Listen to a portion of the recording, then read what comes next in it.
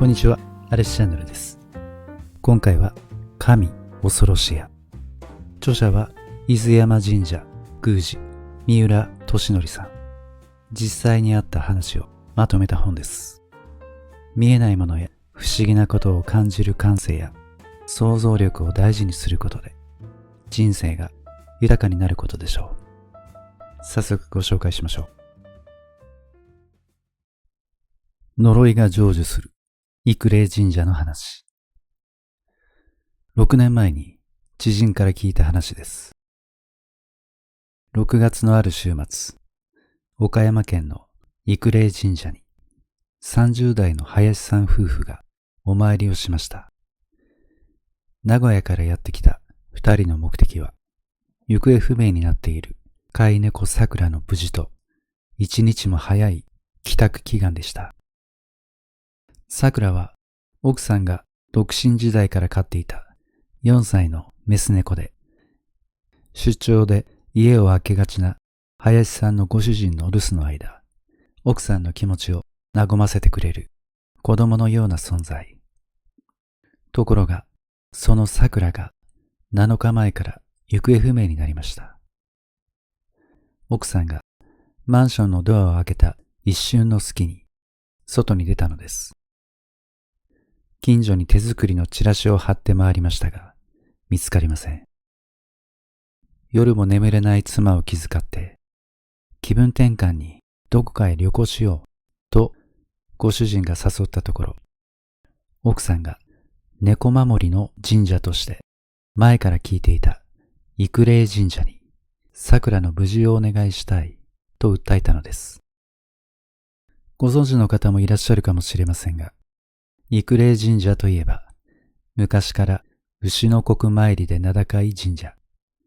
真偽のほどはともかく、心霊マニアの間では呪いの神社として知られた大宮なのです。6月の土曜日、林さん夫婦は芸備線の野地駅に降り立ちました。二人は育霊神社の登山口までタクシーに乗りました。育霊神社に猫の無事をお願いに行くんですけど、ご利益はありますか？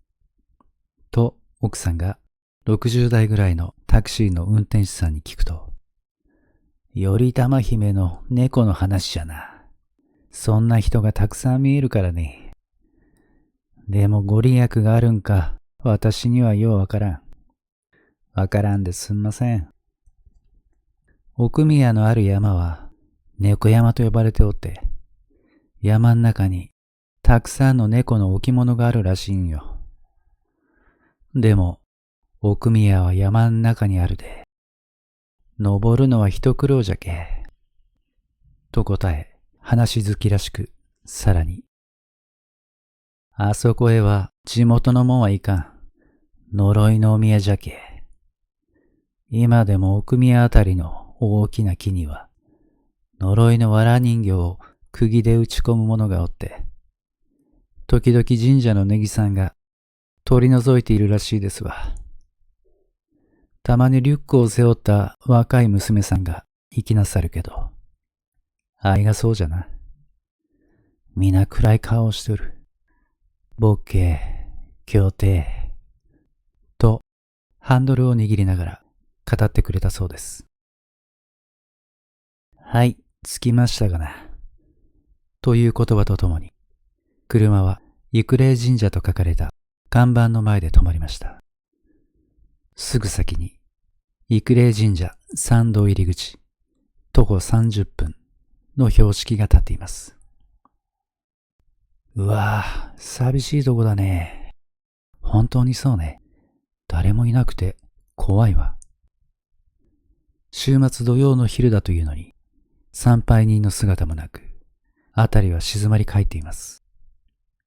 看板の先に神社へ続く道が伸びています。二人は折れ曲がった車道を進むと、やがて前方にひっそりと立つ神社の里宮が見えてきました。室町時代の創建だそうです。お賽銭箱が置かれた木の階段の先に拝殿のガラス戸があり、暗くて中の様子はわかりません。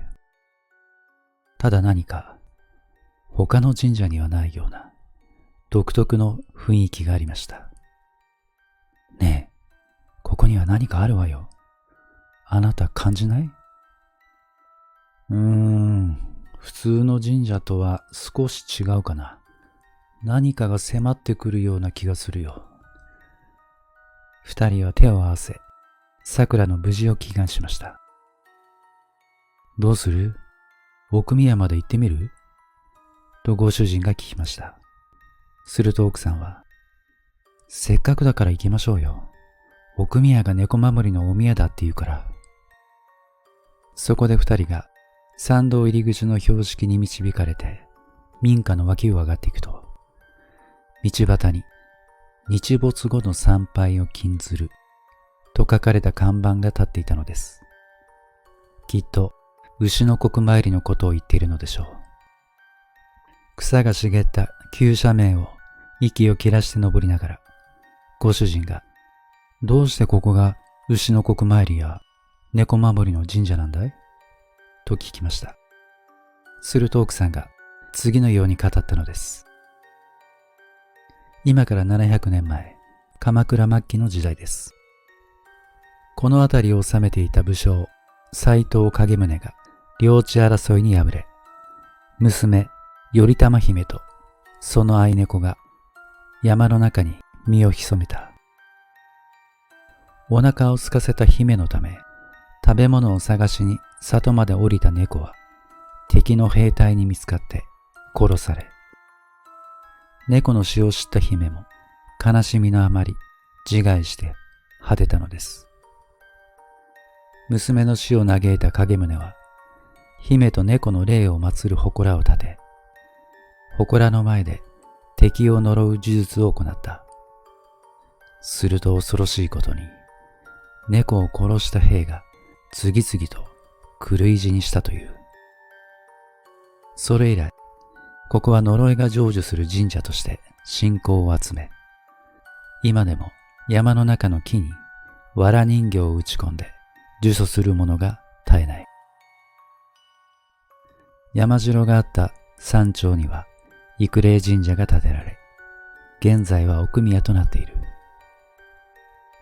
さらに、頼玉姫が猫を可愛がっていたことから、この神社は猫守りのお宮として、行方不明の愛猫探しや猫の病気からの回復をお願いする人たちが訪れる聖地となっていった。こう語り終えた奥さんは、喉が渇いたのか足を止め、ペットボトルの水を飲みました。じゃあ、その景宗という武将が行ったのが呪いの儀式、牛の国参りだったのかなとご主人が聞くと、奥さんは、そこまではわからないけど、牛の国参りは奈良時代から行われていた呪術なの。絶大な効果があるって言ってるわ。呪われるとだんだん痩せてきて、高熱が出て、最後は狂い死にするって。もともとはね、京都の貴船神社が発祥の地なの。言い伝えによると、牛の年の牛の月、牛の日の牛の国に、貴船明神が貴船山に降臨したっていう伝承から生まれたの。昔は怪しい呪術や占いが信じられていたの。人間は弱いから病気になったり悩みがあると神様への祈願や呪術に頼ったのよ。特に牛の国参りは男女関係の呪術としてよく行われていたみたいね。特に女性からの自分を裏切った憎い男に対しての復讐だったのね。貴船神社が有名だけど、ここ育霊神社も景宗の呪いが成就したことから貴船神社と並ぶ呪い願掛けの場所になったみたいよ。ここ育霊神社の奥宮のあたりでは今でも時々太い木に打ち込まれた藁人形が見つかるの。今でも神社の宮司さんが定期的に見回ってるらしいわ。たまに藁人形が見つかるらしい。見つけた人形は取り外して宮司さんが呪いを解いている。相手にかけた呪いと呪った本人が呪縛から解放されるようにってお祓いしてるらしいわ。最近ではね、アマゾンや楽天で牛の国参りセットって売ってるのよ。それを使って呪いをかけに来るんじゃない？ほら、タクシーの運転手さんがリュックを背負った暗い顔した若い子が来るって言ってたじゃない。怖いわね。杉の木にある釘の穴はほとんどが女性の背の高さなんだって。と話しながら、二人は急な山道を上がっていきました。下の看板には30分とあったのに、もっとかかるような気がします。だいぶ登った頃、休憩所のような建物が見えてきました。ボロボロに朽ち果てた建物には、清め堂って書いてあるので、ここが結界となって、下と上の世界を分けているのでしょう。ここからいよいよ神様の世界なんだね。そうね、もうすぐよ。山は木々に覆われて、眺望は全くありません。二人が登っていくと、前方の急斜面に山頂から転がり落ちてきたような巨大な石が見えました。さらにその石を見上げると、石の上からうずくまった猫の石像が二人を見下ろしています。頼玉姫が可愛がっていた猫の石像でしょうか。見て、猫よ。奥さんが指さしました。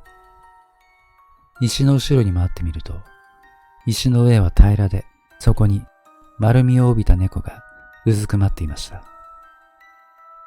いつ頃作られたのかはわかりませんが、この山に頼玉姫とその猫が祀られていることは間違いないようです。もう少し登っていくと、育霊神社と書かれた立派な石柱が見えてきました。やがて最後の石段を上がると、そこが頂上で、無人の奥宮が姿を現しました。着いたぞ、お疲れさん。やったー。喜びの声を上げる二人の前に、呪いが成就するという育霊神社の奥宮がひっそりと立っていました。お参りして、桜の無事をお願いしましょうよ。二人は並んで手を合わせ、桜が元気で戻ってくるよう祈願しました。ガラス戸越しに中を覗いてみると、中央に祭壇があり、古びた猫の絵が飾られ、絵の左右には陶器製の猫が置かれていました。やっぱり猫が祀られているのね。来てよかったわ。奥さんは喜びました。その後、何気なく二人が社殿の後ろに回ってみると、ひっそりと小さな祠が祀られています。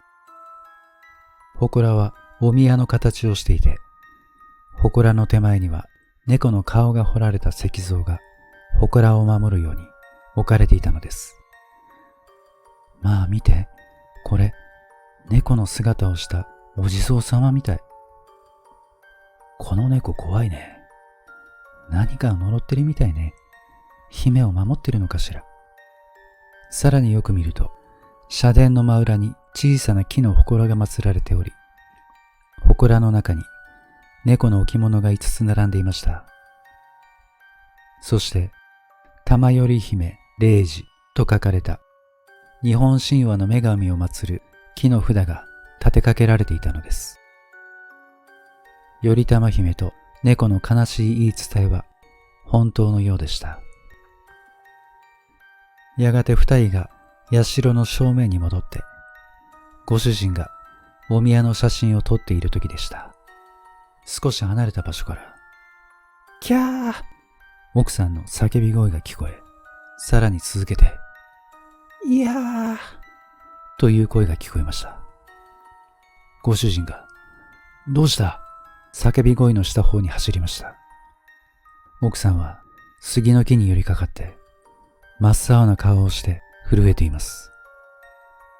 奥さんが黙って隣に立つ太い杉の大木を指さしました。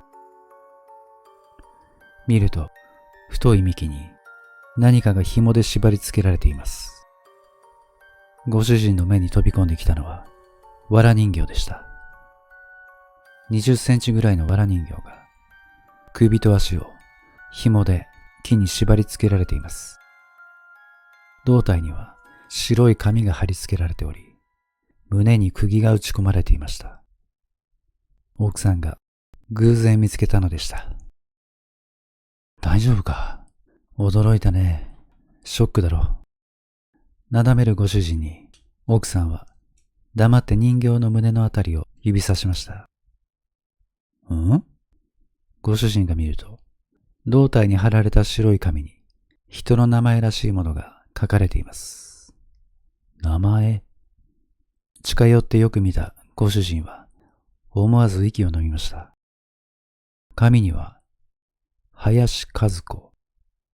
奥さんと全く同じ名前が書かれており、名前の上から釘が打ち込まれていたからでした。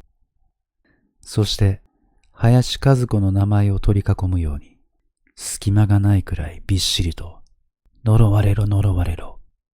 細かい女性の字で、びっしりと経文のように書かれていました。奥さんは、藁人形を見つけたショックと、さらに人形に自分の名前が書かれているのを見て、叫んだのです。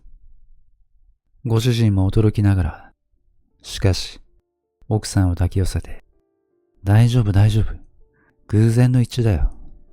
よくある名前だから、偶然さ。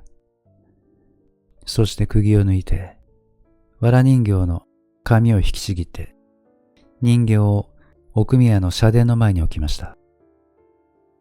こうしておけば、いずれ宮司さんが人形を払って呪いを解いてくれるでしょう。きっと自分の名前に釘を打ち込まれた奥さんの身にも何事も起こらないはずです。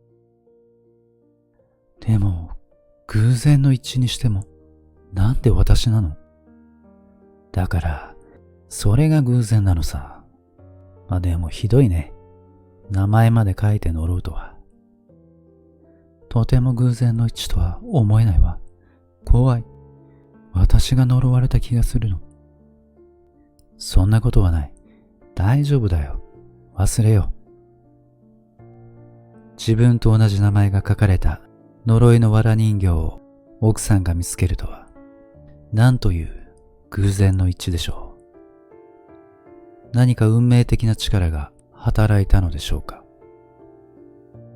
ご主人はよろめき倒れそうな奥さんを支えて山を下りました。